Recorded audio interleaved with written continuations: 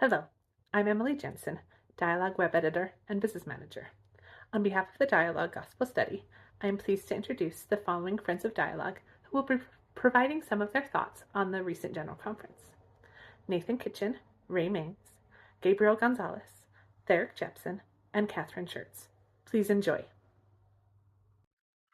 Before sharing a reflection on April's General Conference, I want to provide some context.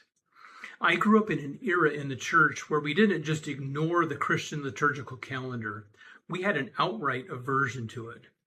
To us, structuring worship around the life of Christ through seasons of preparation and reflection was for the Catholics and Protestants, hardly a mark of the only true and living church.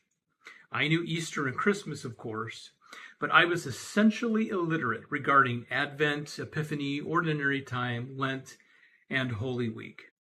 The first time I even heard about Lent was in high school after my family moved from Utah to Illinois. My friends began talking about giving up M&Ms or television.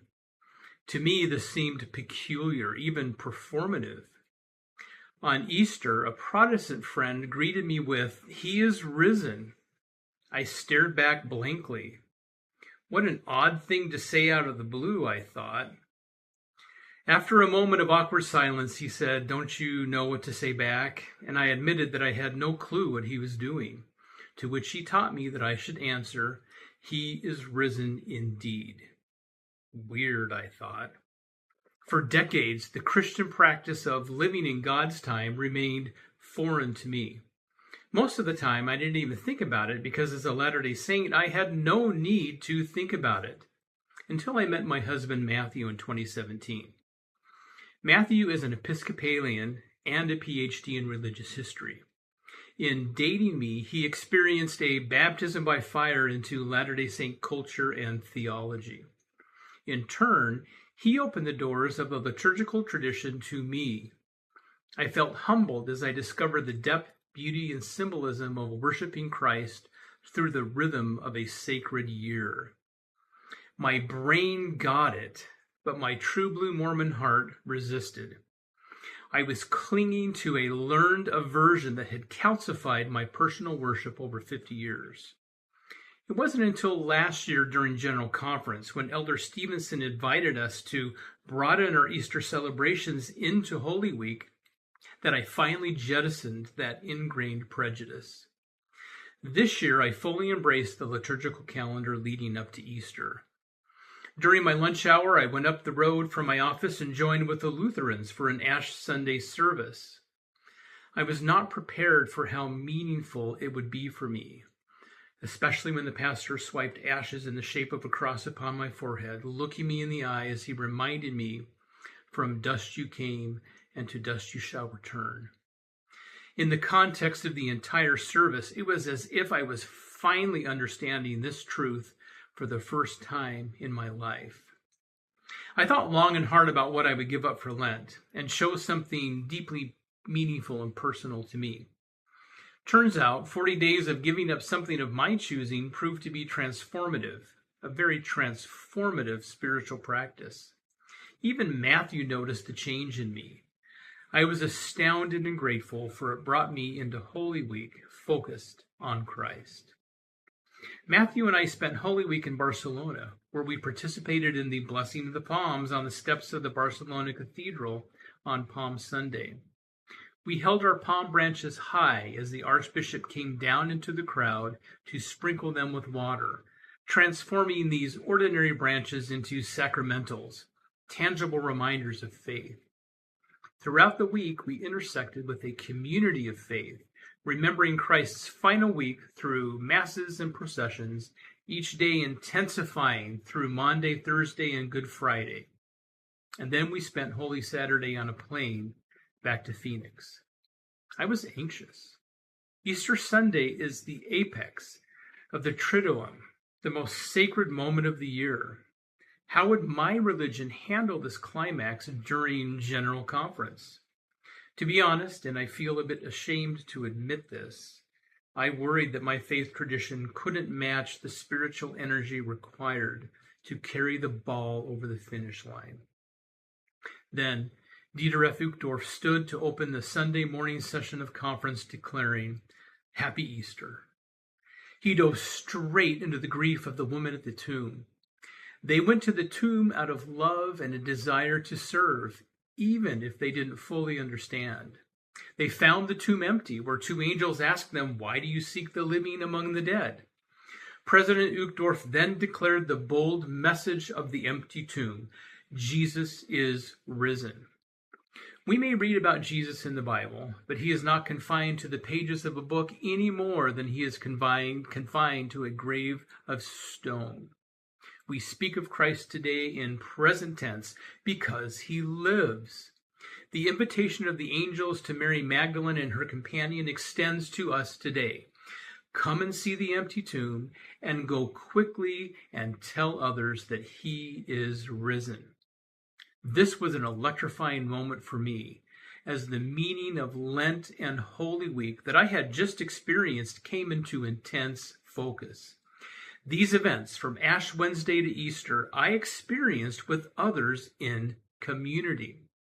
Through a common Christian liturgical worship, the life of Christ is experienced in community. I had stood with my neighbors in Mesa as dust and ashes on Ash Wednesday. During Lent, I was part of a community preparing ourselves for Easter through shared ritual. I stood with a vast community gathered on the plaza of the Barcelona Cathedral to witness the blessing of the palms, experiencing joy in community.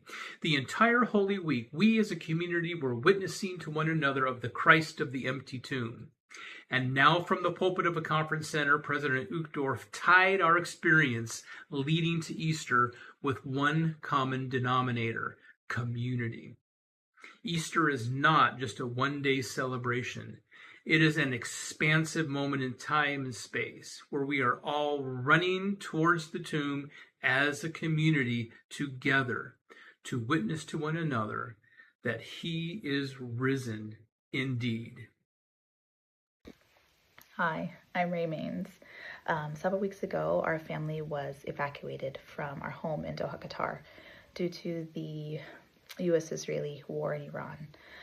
Like any war, I feel like it disrupts your lives. It leads you to ask a lot of questions about purposes and trying to find answers with how to proceed in a state of constant uncertainty and high stress. The stress is very burdensome on me as a mom to small children and on as a partner to a spouse who is now trying to navigate working remotely and also needing to return back to the office. So it is a very unique time for our family, and this past conference brought some hope and some peace with how to navigate uncertainty. And that's kind of what I wanted to share with you on how that is, some of the messages have impacted me. During the first session, we heard from Elder Bednar, and he said, "Enduring to the end is the quest of a lifetime."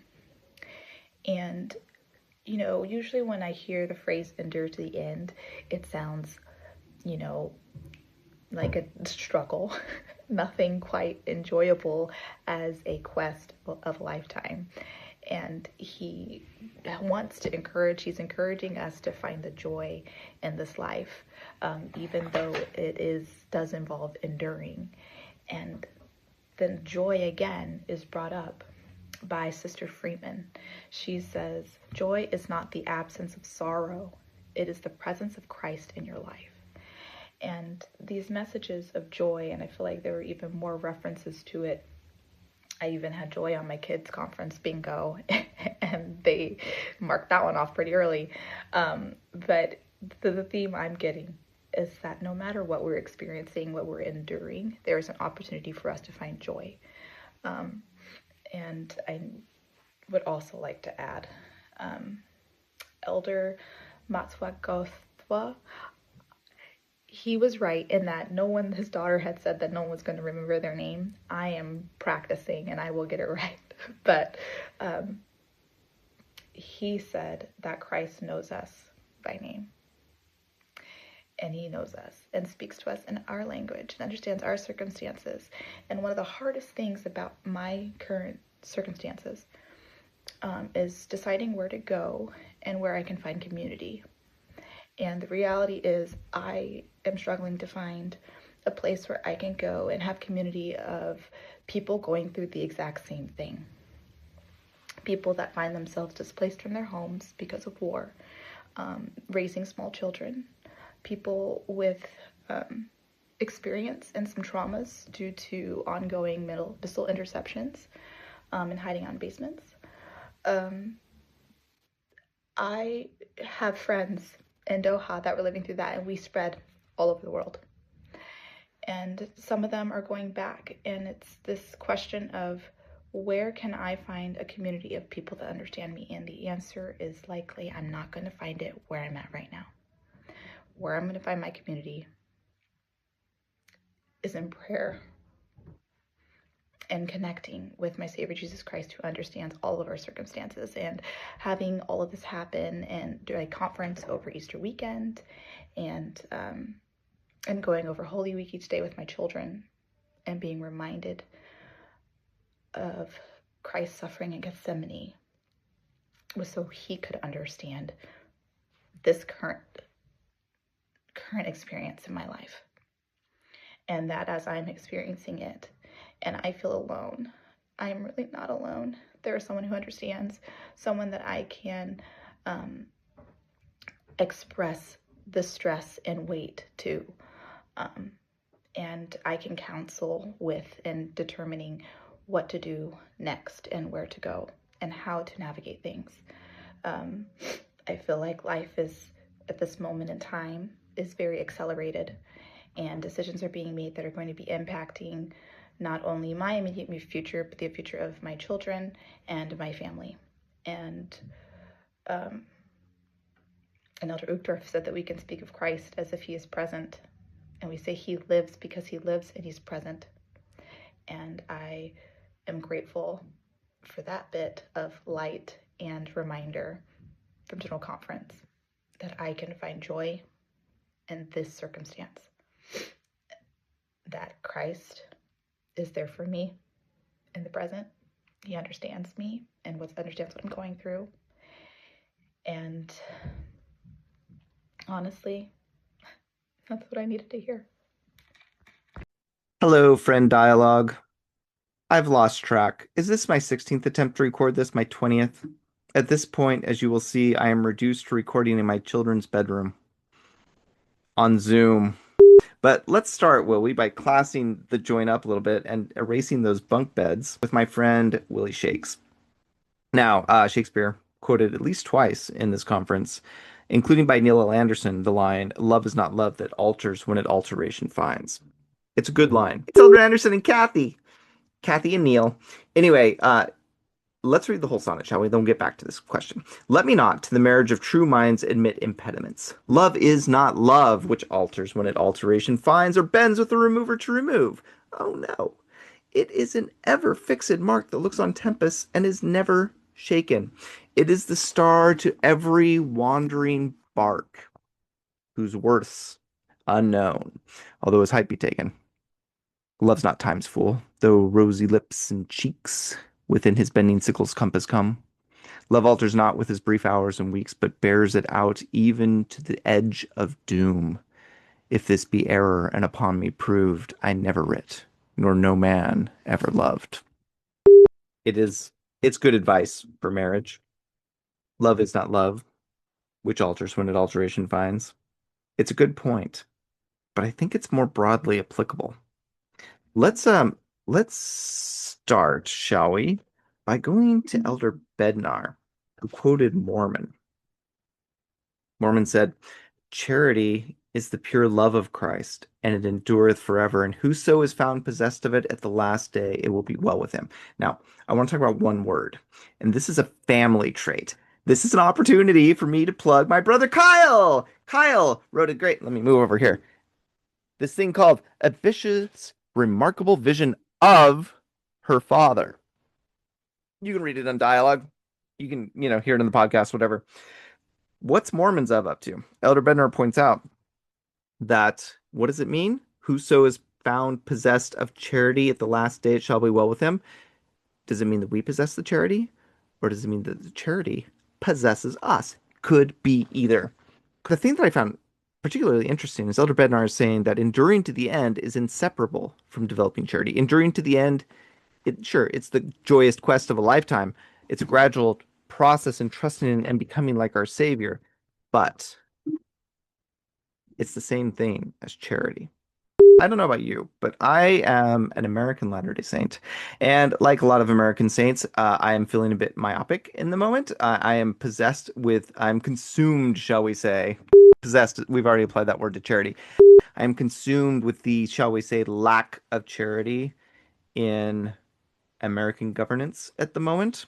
I would love it to have prophets, seers, and revelators make some obvious comments for those who might need to hear them. That never really happens, hardly, but President Oaks did say something which to me seemed to meet this need I felt. But first, I want to talk about a story he told. He heard it in state conference. There was a nurse. She was telling this story about the most repulsive man she'd ever met. He was cruel, he was rude, he was mean-spirited, he was unkind, he was vulgar. She didn't like him. But once she heard a terrible noise from his room, and she ran there, and as she turned and saw him lying there on the ground, she felt an almost electric current of love from God to this man. She saw him in that moment as God saw him, and she held him and she comforted him as he cried and just said that he wanted to go home. That was, she said, one of the great spiritual experiences of her life. And then Elder Oaks, a powerful lesson to him as well. And this is what President Oaks said in this talk. He said, loving others isn't surrendering our values. It is our values. I just realized this has not been part of the original 20 recording attempts. Maybe this is why it's taken so long. Somebody else spoke. I forget who it was now. I'm not going to look it up.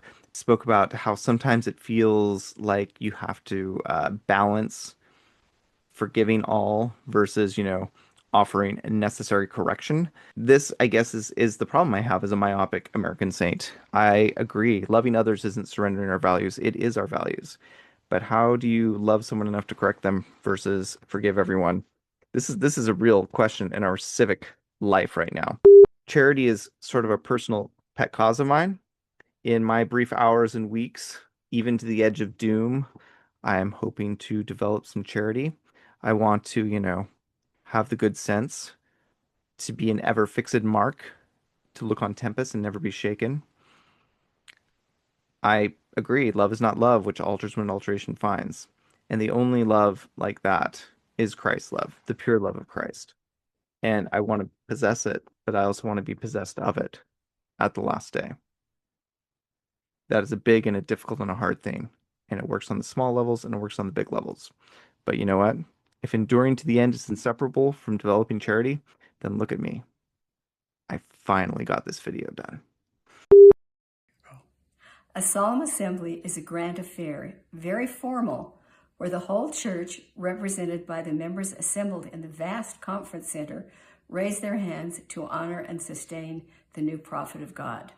So I was surprised and rather delighted when the first speaker up, Elder Patrick Kieran, began by talking about the challenges and blessings of the callings of regular church members.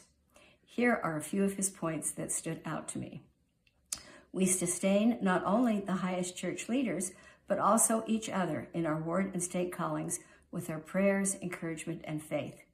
In this way, common consent can become a beautiful mix of agency, community, and faith. Our callings offer us all a chance to emulate the Savior, practicing meekness, forgiveness, and love as the Lord works through imperfect servants striving to do his will. President Oaks accepted a call he neither sought nor expected, claiming no infallibility, while trusting in the Lord's guiding hand. Elder Kieran concluded by reminding us what 12-year-old Jesus said when Mary and Joseph found him in the temple. I am about my Father's business, pointing out that we can be too.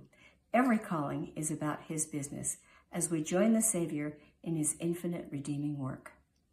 Once Elder Karen got me thinking about how roles we ascribe to prophets and apostles can also apply to ordinary members.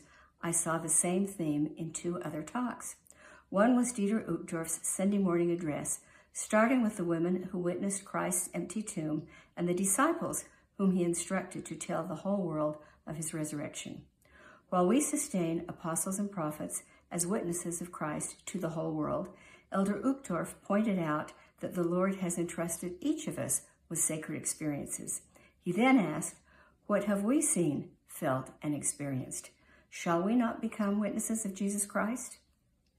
The third talk, Empowering Individual Members, was by Sister Susan Porter, speaking to the primary children. She told them how Jesus offered to implement our Father's plan of happiness during our mortal journey, saying, "Here I am, send me." She continued, affirming to the children that Jesus knows you and understands you, and he will help you grow into the magnificent person you are meant to be. Then, rather boldly, Sister Porter told the children to follow Jesus' example and say, "Here am I, send me." That means listening carefully to discover what he will ask you to do, then serving and standing for truth and right. A young boy brought 5 small loaves and 2 fishes, and with it the Lord was able to feed thousands. You do not need to worry about fixing all the problems around you. Just offer what you have and share God's love. I think that is good advice for anyone.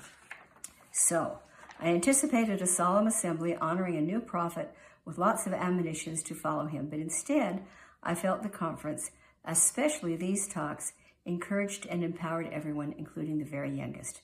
My takeaway from this conference is that we are all about our Father's business, we can all be witnesses of Christ, and with the Savior, we can all say, "Here am I, send me." So this last weekend was General Conference, and it reminded me of Star Trek. I'm a big Star Trek fan, and in Star Trek 1, there's a point in the movie in which Spock says something to the effect of, there comes a time in our lives when we all turn to someone, a father, a brother, a God, and ask, is this all I am? Is there nothing more? And I think this is the reason, this question is the reason why we are drawn to look for God. I think it's our desire to transcend. That is why we seek to find God. That is what we look for in God. And I was reminded of that this General Conference at several points when Elder Gerald Causet talked about how the greatest miracle in the universe really is God's relationship with us. And he quoted Elder Neal A. Maxwell, who was really a favorite orator of mine as I was growing up. He quoted Elder Neal A. Maxwell to the effect that there's no greater miracle than that a God who governs galaxies would be in the details of our lives. But we don't always see him in the details of our lives, right? We don't always find him there. And I appreciated Elder Clark Gilbert's sort of admitting this and talking about the reasons why some don't immediately find their way home. And this includes things like feeling as though one doesn't belong, feeling inadequate somehow, struggling with doubt, being limited by our own traditions. And these are real things. I think at one point or another, most of us fit into some of these categories. And even so, he beckons us. And I think that's really a powerful theology, a powerful thought, that even so, he beckons us. And Elder Clement Matswa Gotata, and I'm sure I just slaughtered his name, so I apologize for that. But he reminded us, and I think this is important, that Jesus Christ calls us by name. Even when we doubt, even when we're afraid, even when all these things that Elder Gilbert was talking about become a reality, he still beckons us. He still calls on us by name. And so this brought me to reflect on the idea of preceding grace as developed by St. Augustine, where God calls on the individual and prepares the person to listen to that call on his or her return home, to use the parlance of Elder Gilbert.